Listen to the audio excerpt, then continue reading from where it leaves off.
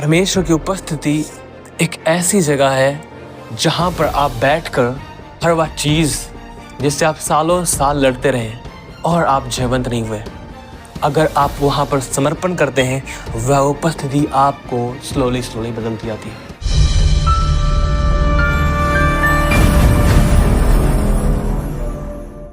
है। जब कुछ भी नहीं बना था, जाती है आदि में परमेश्वर आकाश और पृथ्वी को बनाया, और उसके बाद लिखा गया पृथ्वी जो थी सुनसान और बेडौल पड़ी थी, गहरे जल के ऊपर परमेश्वर का आत्मा मंडरा रहा था। वहां पर परमेश्वर का आत्मा मंडरा रहा था, मीन्स परमेश्वर की उपस्थिति थी। लेकिन वहां पर कुछ भी हो रहा था क्या? कुछ हो रहा था? परमेश्वर का आत्मा पर मंडरा रहा था, कुछ हो रहा था क्या? आज कलीसियाओं में जब हम बात करते हैं कि परमेश्वर की उपस्थिति हमारे बीच में है, तो किस तरह से परमेश्वर की उपस्थिति हमारे बीच में होती है? प्रभु यीशु मसीह ने क्या कहा? प्रभु यीशु मसीह ने कहा, मैं जा रहा हूं पिता के पास और मैं पिता की ओर से तुम्हारे लिए एक सहायक भेजूंगा जो सदैव तुम्हारे साथ रहेगा। हालेलुया। पवित्र आत्मा की उपस्थिति जब हमारे बीच में होती है, वह हमारे अंदर रहता है और हमारे बाहर भी रहकर, हमारे ऊपर भी रहकर काम करता है वो। हाँ, जब हम बात करते हैं परमेश्वर की उपस्थिति हमारे बीच में है, मीन्स परमेश्वर आत्मा की वह उपस्थिति, वह भरपूरी, हम अपनी उन स्थानों में जहां पर हम गैदर होते हैं, हम परमेश्वर प्रेज करने के लिए, उसकी महिमा करने के लिए इकट्ठा होते हैं, वहां पर अपने आत्मा के रूप में परमेश्वर हमारे बीच में मौजूद होता है, अपनी आत्मा के द्वारा। हालेलुया। उसकी उपस्थिति हमारे बीच में होती है, लेकिन उसकी उपस्थिति में तब तक कुछ नहीं हो सकता जब तक हम कुछ एक्ट ना करें, या फिर हम उसे करने के लिए कुछ इजाजत ना दे, तो या फिर हम कुछ करने के लिए उसे ना कहें, तब तक वह कुछ भी नहीं कर सकता। हालेलुया। और यह स्वयं परमेश्वर खुद प्रकट करता है इस तरह से। गहरे जल के ऊपर परमेश्वर आत्मा मंडरा रहा था, परमेश्वर आत्मा की उपस्थिति वहां पर, लेकिन कुछ भी तब तक नहीं हुआ जब तक परमेश्वर ने कुछ भी होने के लिए नहीं कहा। और जब परमेश्वर ने कहा, और जिस घड़ी परमेश्वर ने कहा, उसी समय से वह होने लग गया। हालेलुया। जिस घड़ी परमेश्वर ने कहा, उसी घड़ी से होने लग गया। उसने कहा उजियाला हो, उजियाला होगा। उसके बाद उसने कहा, जैसे जैसे वह बोलता गया, हर एक चीज उसने क्रिएट कर दी। हालेलुया। सो इसी तरह से हम अगर परमेश्वर की उपस्थिति में आ रहे हैं, चर्च में आ रहे हैं, प्रार्थना कर रहे हैं और सब कुछ कर रहे हैं, अगर हम उसकी संगति में आ रहे हैं, अगर हम अपने आप को उसके आगे समर्पित ना करेंगे, या फिर उसे हम इजाजत नहीं देंगे अपने जीवन में कार्य करने के लिए, या फिर एक दिशा नहीं देंगे जिसमें वह काम करे, तो हमारे लिए बिल्कुल वैसे ही उत्पत्ति की तरह होगी परमेश्वर की उपस्थिति, जहां पर गहरे जल के ऊपर परमेश्वर का आत्मा मंडरा तो रहा था, लेकिन तब तक कुछ नहीं हुआ जब तक परमेश्वर ने कुछ नहीं बोला। समझ रहे आप? और इसीलिए कि परमेश्वर की जब उपस्थिति हमारे मध्य में है, हम उसका ऑनर करें, हम उसका आदर करें और अपने आप को उसके आगे रखें। क्या हम फॉर्मेलिटी करने के लिए इकट्ठा होते हैं? अगर फॉर्मेलिटी करना घर पे कर सकते हैं, है ना? कर सकते नहीं? प्लीज बोला करें। अगर नहीं आप बोल सकते तो आप बताएं, मैं बोल देता हूं आपकी तरफ से। हम पाखंड करने के लिए इकट्ठा होते हैं? किस लिए इकट्ठा होते हैं? आपको पता है, उपस्थिति जो परमेश्वर की है वह इतनी जबरदस्त है। परमेश्वर अब्राहम से कहते हैं, हे अब्राहम, मैं तेरी ढाल और तेरा अत्यंत बड़ा प्रतिफल हूं, मेरी उपस्थिति में चल और सिद्ध होता जा। हालेलुया। परमेश्वर की उपस्थिति एक व्यक्ति को सिद्ध बना सकती है, लेकिन अगर एक व्यक्ति परमेश्वर की उपस्थिति में आए और चुपचाप बैठा रहे, शांत रहे और कुछ भी ना कहे कि परमेश्वर उसके जीवन में करे, और किसी भी रीति से वह समर्पित ना हो, तो जैसे वह बैठा था वैसे ही वह बैठा रहेगा। गहरे जल के ऊपर परमेश्वर आत्मा मंडरा रहा था, पृथ्वी सुनसान थी, बेडौल पड़ी थी, उसका कोई आकार नहीं था, कुछ भी नहीं बदला। इसी प्रकार एक व्यक्ति जैसा आया है उसकी उपस्थिति में वैसा ही रहेगा अगर वह कुछ ना बोलेगा खुदा के सम्मुख कि खुदा उसके जीवन में कर दे। अगर एक व्यक्ति अपनी लाइफ में लड़ता और संघर्ष करता हुआ रहा है, समझ रहे आप, लड़ता और संघर्ष करता रहा है, चाहे वो किसी भी प्रकार की बातें हो, चाहे वो कुछ भी हो सकता है, और वह परमेश्वर की उपस्थिति में आकर सरेंडर ना करे, समर्पित ना करे अपने आप को, और कल्पना करे कि खुदा कुछ कर देगा और कुछ कर रहा है, यह असंभव है। हालेलुया। परमेश्वर की उपस्थिति का आदर करना हमारे लिए एक बड़े सौभाग्य की बात है। It's amazing privilege for us कि उसने हमें अपने सम्मुख आने का अवसर दिया है। हालेलुया। ये कितनी अद्भुत बात है कि हमें उसने ये सौभाग्य दिया है कि हम उसके सम्मुख आए और हम उसका आदर करें, हम उसकी महिमा करें। हालेलुया। वह विशाल परमेश्वर, वह महान परमेश्वर जब सिनै पर्वत के ऊपर उतरता था, सिनै पर्वत कांपता था, थरथराता था और ऐसा था धुएं के भट्ठे के समान, मानो उस पर्वत से धुआं निकलता हो। और इतनी जबरदस्त उपस्थिति थी वहां पर परमेश्वर की कि हर व्यक्ति डरता और कांपता था। और जब परमेश्वर उनसे बोलता था, लोगों ने कहा अब मैं परमेश्वर की बातों को सुन नहीं सकता, ऐसा ना हो कि हम मर जाएं। और वही परमेश्वर अपने आत्मा के द्वारा हमारे अंदर आ गया। समझ रहे आप? वही परमेश्वर अपने आत्मा के द्वारा हमारे अंदर आ गया और हमारे अंदर रहने लगा। और जब वो कहता है कि जब तुम 2 या 3 इकट्ठे हो, मैं तुम्हारे बीच में मौजूद होता हूं। हालेलुया। जब वो कहता है 2 या 3 जन मेरे नाम से एक जगह पर इकट्ठे होते हैं, मैं वहां पर होता हूं।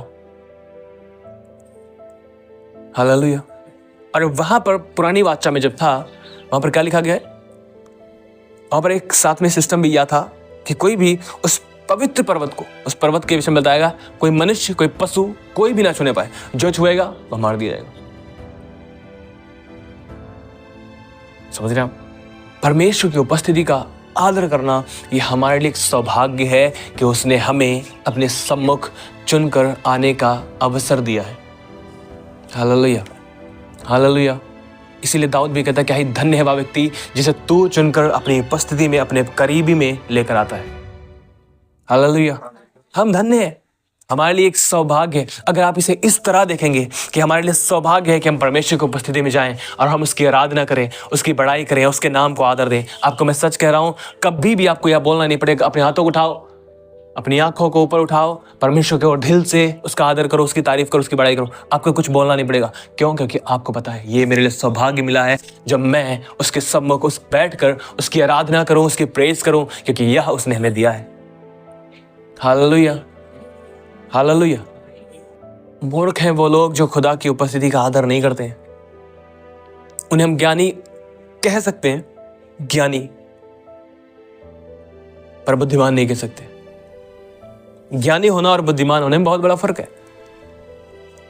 हालेलुया। ज्ञानी होना और बुद्धिमान होने में एक बड़ा फर्क है। लोगों को लगता है ज्ञान हमारे पास बहुत है, ज्ञान कुछ नहीं करेगा अगर आपके पास बुद्धि नहीं है।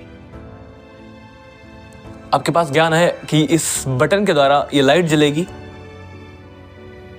समझो मैं क्या बताना चाहता हूं। आपके पास नॉलेज है कि इस बटन के द्वारा ये लाइट जलेगी, लेकिन यह कैसे करोगे आप, इसके लिए आपको बुद्धि की जरूरत है। या फिर आप कुछ भी करना चाहते हो, आपके पास नॉलेज हो सकता है, लेकिन उसे कैसे किया जाए इसके लिए आपको बुद्धि की जरूरत है। हालेलुया। और बुद्धि के सारे भंडार कहां पर है? परमेश्वर के पास, खुदावंद यीशु मसीह के पास। हालेलुया। और एक चीज समझिए, ज्ञानवान होना परमेश्वर के सामने कुछ भी मतलब नहीं रखता है। आपको पता है प्रभु यीशु मसीह ने इसीलिए कोई ऐसा शास्त्री, कोई ऐसा ज्ञानवान पहले नहीं चुना। प्रभु यीशु मसीह ने पहले एक ऐसे व्यक्ति को चुना जो मछलियों को पकड़ने वाला था, जो अनपढ़ था। प्रभु यीशु मसीह ने क्या कहा? मेरे पीछे आओ, मैं तुम्हें मनुष्यों को पकड़ने वाला बनाऊंगा। हालेलुया। आपकी दुनियावी तौर पर कितनी योग्यता है, इस बात को पतरस प्रमाणित कर देता है कि अगर आपके पास दुनियावी तौर पर कुछ आपको लगता है योग्यता है और उस योग्यता के द्वारा वो आपको बढ़ाएगा, तो परमेश्वर कहता है उसको साइड में करो। मैं ऐसे व्यक्ति को उठा रहा हूं जो दुनियावी तौर पर योग्य नहीं है, लेकिन मेरे पीछे चल रहा है, मेरी उपस्थिति का आदर कर रहा है। हालेलुया। हालेलुया। परमेश्वर की उपस्थिति एक ऐसी जगह है जहां पर आप बैठकर हर वह चीज जिससे आप सालों साल लड़ते रहे और आप जयवंत नहीं हुए, अगर आप वहां पर समर्पण करते हैं, वह उपस्थिति आपको स्लोली बदलती आती है। हालेलुया। लेकिन अगर आप वहां पर समर्पित नहीं है, उसके आगे सरेंडर नहीं करते अपने आप को और उसके प्रति गंभीर नहीं है, तो आपके लिए वो उपस्थिति कुछ भी नहीं कर सकती। हालेलुया। आप सुनसान, बेडौल और अंधियारे में जी सकते हैं उसकी उपस्थिति होने के बाद भी। समझ रहे हैं आप? तो करना क्या है? आप यहां पर जब आते हैं, आप चुप मत बैठे, चुप बैठते हैं बस। जब बोलो गाओ, ऊंचे स्वर से गाओ, फिर थोड़ा सा आवाज आती है और ऊंचे स्वर से गाओ, फिर थोड़ी सी आई, हृदय से गाओ। अच्छा ठीक है, कोशिश कर रहे, हाथों को उठाओ। और कुछ लोग तालियां कैसे बजाते हैं, सुनो। What is this? मातम में आए होगा, कोई मर गया वहां पर आए हो? बोलो, कोई मर गया वहां पर आए हो?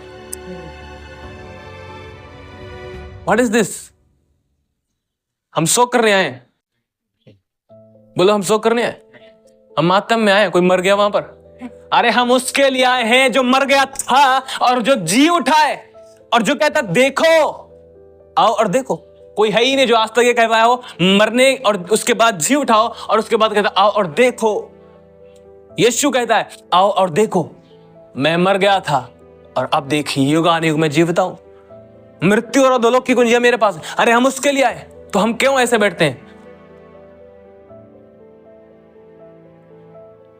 हाँ, मैं आपको क्या बता रहा हूं, हम उसकी उपस्थिति में आए हैं जो जीवितों और मरे हुओं का दोनों का न्याय करेगा। हम उसकी उपस्थिति में आए हैं जहां पर मुर्दे भी जिंदा होते हैं। हम उसकी उपस्थिति में आते हैं जहां पर सूखी हड्डियों में भी जान डाल देता है वो, और सूखी हड्डियों के द्वारा मनुष्यों को बना देता है। हम उसकी उपस्थिति में आए हैं जो अंधियारे से बनी हुई सृष्टि को, जो पूरी तरह से अंधकार में थी, जो सुनसान और बेडौल थी, उसको एक सुंदर आकार देता है और कहता है परमेश्वर अच्छा है। हालेलुया। लेकिन अगर हम वहां पर बैठकर बस ऐसा गुजार देंगे तो फिर क्या होगा? समय एक अद्भुत चीज है। यह समय जो आप परमेश्वर को देते हैं, ये एक अद्भुत है। आपको पता है कैसे? एक व्यक्ति ने कहा समय जो है, आप चाहो उसे, जो आपके पास समय है, आप चाहो तो उसे सोने में गुजार दो या फिर सोना बना लो। नहीं समझे? समय को चाहे आप सोने में गुजार दो या फिर उसे सोना बना लो। हालेलुया। अब जब इस समय में आए हो तो यहां पर इसे चाहे सोने में गुजार दो या फिर इसे सोना बना लो। एक बुद्धिमान व्यक्ति क्या करेगा? समय को सोना बनाएगा। मींस रुपया, टाइम इज मनी, या समय को वह सोना बनाएगा, सोने में नहीं गुजारेगा। जी, ये समय दिया गया है परमेश्वर की उपस्थिति का, परमेश्वर की आराधना का, उसके सम्मुख अपने आप को समर्पित करने का, उसके नाम को ऊंचा उठाने का। और जो लोग दुखों और तकलीफों से लड़ते रहते हैं, मैं सच कह रहा हूं, वे घर पर भी बैठते होंगे, सीधी उनकी दुआएं ऐसे ही आरंभ होती हैं, प्रभु इन सब जगहों से निकाल, ये है वो है और ये वो सब कुछ जाते ही उसके सामने। और यहां पर भी हो, अब आपको पता है उनकी लाइफ का रूटीन बन गया है। जब भी वो परमेश्वर सामने जाएंगे सीधे इसी तरह से, ये तकलीफ वो तकलीफ, ये वो बहुत सारी चीजें, और इन सब चीजों को परमेश्वर आगे रखते रहेंगे। क्यों? क्योंकि उनका रूटीन बन गया है। अरे हम कब एक सियाने मनुष्य के समान एक्ट करेंगे और हम कहेंगे प्रभु तेरा धन्यवाद, प्रभु तेरा शुक्रिया पूरे हृदय से कि तूने हमें संभाला है, जीवितों के बीच में रखा है, मैं जिंदा हूं, मैं स्वस्थ हूं, मैं तंदुरुस्त हूं। यह मेरे लिए एक बड़ा सौभाग्य, एक बड़ा धन है मेरे लिए। Hallelujah, hallelujah. सो कभी भी आप जब परमेश्वर की उपस्थिति में आते हैं, आपके लिए एक बड़े सौभाग्य की बात है, इसलिए कि आपको वह अपने सम्मुख आने देता है। आप उसका आदर करें, उसका सम्मान करें और उसके सम्मुख जाएं। Hallelujah, hallelujah. और ऐसे मत बैठे लाइक मातम में आए हो। आप मातम में आए हो जहां पर कोई कुछ नहीं बोल सकता, ना हंस सकता है, ना देख सकता है, ना वो हाथों को उठा सकता है, ना वो तालियों को बजा सकता है। मातम में ऐसा ही होता ना?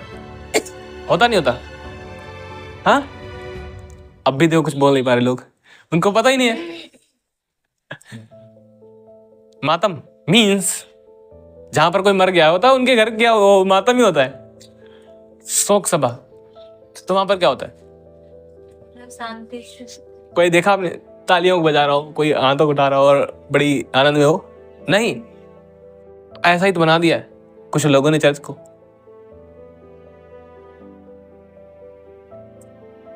हम मुर्दा परमेश्वर की आराधना करने नहीं आते हैं कि हम मातम मनाएं, हम एक जीवित परमेश्वर की आराधना करने के लिए आते हैं। और इसलिए कि वह एक जीवित परमेश्वर है, हम आनंद से उसकी आराधना करते हैं, उसके नाम को ऊंचा उठाते हैं। Hallelujah, hallelujah.